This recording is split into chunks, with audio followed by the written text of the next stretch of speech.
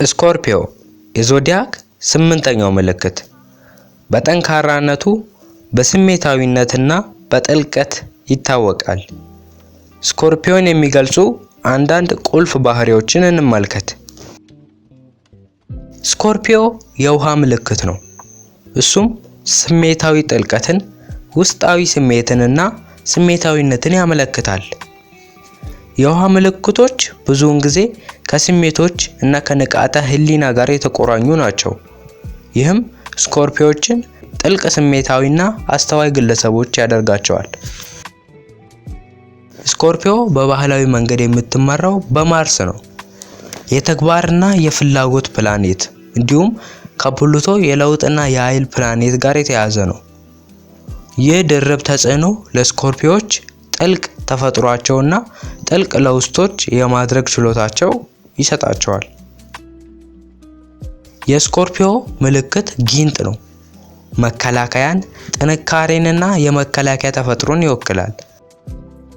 ጊንጦች ኤክሶስኬሌተንን አውጥተው ታድሰው ብቅ ሊሉ ስለሚችሉ የመለወጥን ሐሳብም ያካትታል። ስኮርፒዮ ቋሚ ምልክት ነው። ይህም መረጋጋትን፣ ቁርጠኝነትንና መቻልን ያመለክታል። ቋሚ ምልክቶች ስኮርፒዮችን በማሳደዳቸው ጸንተው እንዲቆሙ በማድረግ ትኩረትንና ቁርጠኝነትን በመጠበቅ ይታወቃሉ።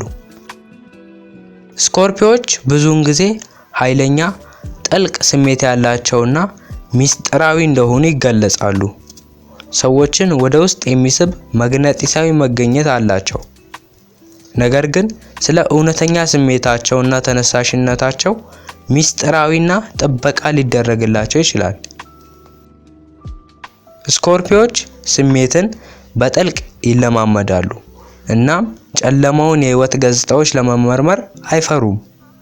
የሌሎችን ስሜትና ተነሳሽነት እንዲረዱ የሚያስችል ጠንካራ ውስጠ ሐሳብ አላቸው። ብዙ ጊዜ በመስመሮች መካከል ማንበብን የተካኑ ያደርጋቸዋል። ስኮርፒዮች የመቆጣጠር ተፈጥሯዊ ፍላጎት ስላላቸው ግባቸውን ለማሳካት በጣም ቆራጥ ሊሆኑ ይችላሉ። ይህ የፈለጉትን ለማሳካት እንደ ጠንካራ ፍላጎትና ቁርጠኝነት ሊገለጽ ይችላል። አንዳንድ ጊዜ በግንኙነቶች ውስጥ ወደ ስልጣን ሹክሹክታዎች ይመራል። ከፕሉቶ ጋር አብሮ ገዥ ሆኖ ስኮርፒዮች ከመለወጥ እና ዳግም መወለድ ጋር የተቆራኙ ናቸው። ብዙውን ጊዜ በህይወት ዘመናቸው ሁሉ ጉልህ የሆነ የግል ለውጦችን ያደርጋሉ እና ከአስቸጋሪ ተሞክሮች በኋላ ራሳቸውን እንደገና የመፍጠር ችሎታ አላቸው። ስኮርፒዮች ለሚጨነቁላቸው በጣም ታማኝ ናቸው እና በምላሹም ተመሳሳይ ታማኝነትን ይጠብቃሉ።